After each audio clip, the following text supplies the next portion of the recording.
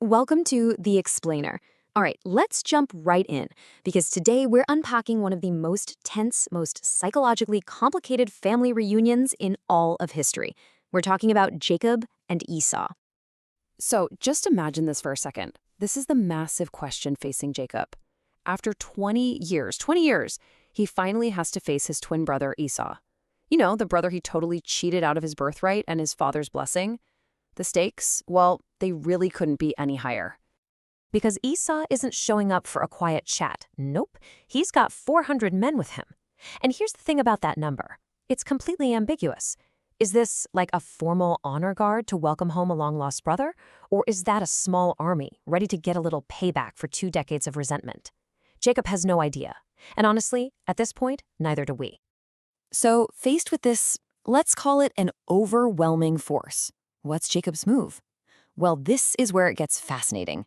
He doesn't prepare for a fight. He doesn't rally his own people. Instead, he orchestrates this incredibly detailed, almost theatrical display of pure submission and vulnerability.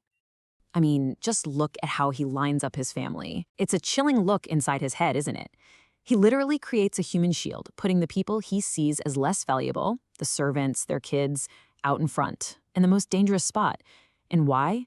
To protect his favorite wife, Rachel, and his golden child, Joseph. It's a cold, but you have to admit, very strategic calculation. And this is so important, Jacob isn't a coward. He doesn't just hide behind his family. He actually shows some incredible courage here. He steps out in front of everybody, making sure he's the very first person his brother sees. He's putting himself on the line. And as he gets closer, he does something that is just, wow. He bows all the way to the ground. Not once, not twice, 7 times. Now you have to understand, in that culture, this is extreme. This is how you'd approach a king, a conqueror. You would never do this for your twin brother. He is completely, utterly humbling himself.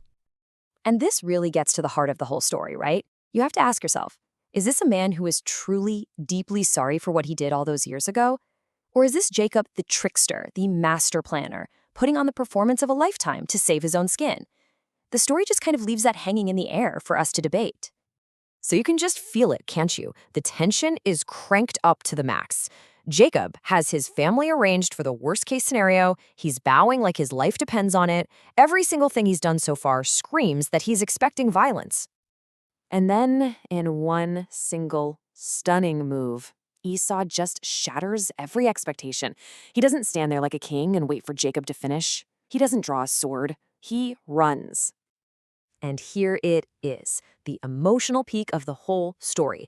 Instead of revenge, you get this spontaneous, powerful act of forgiveness. He grabs his brother, kisses him, and they both just break down. All that fear, all that anger, all those years of being apart, it all comes pouring out in this one incredible moment.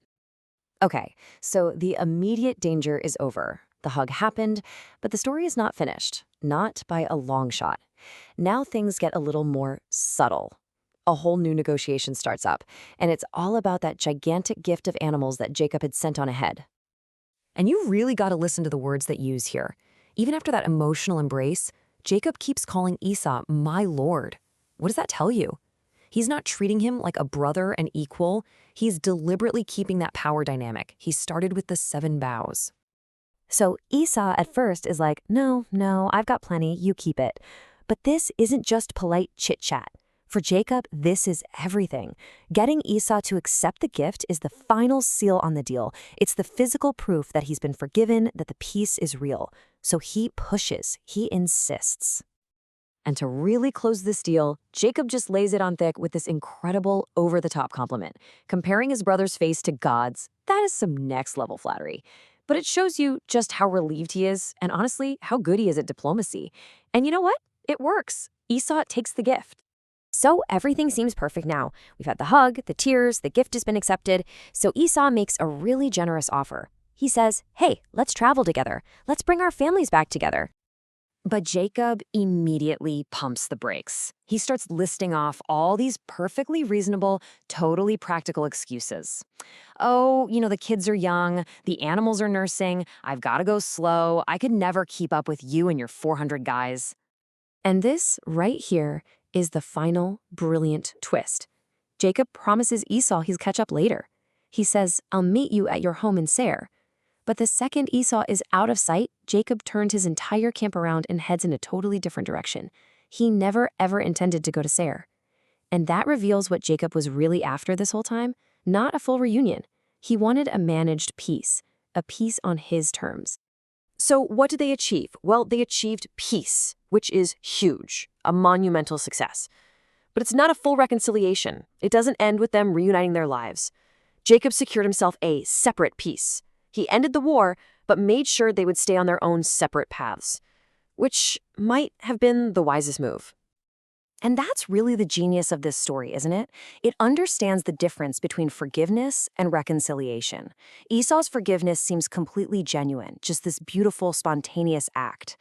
But Jacob's strategy, from the bowing to the gift to that final little deception, it's a masterclass in how to secure peace without a full reunion. Maybe the real takeaway is that sometimes mending a broken relationship isn't about trying to pretend things can go back to how they were. It's about finding a way to end the conflict, even if that means keeping a safe, respectful distance.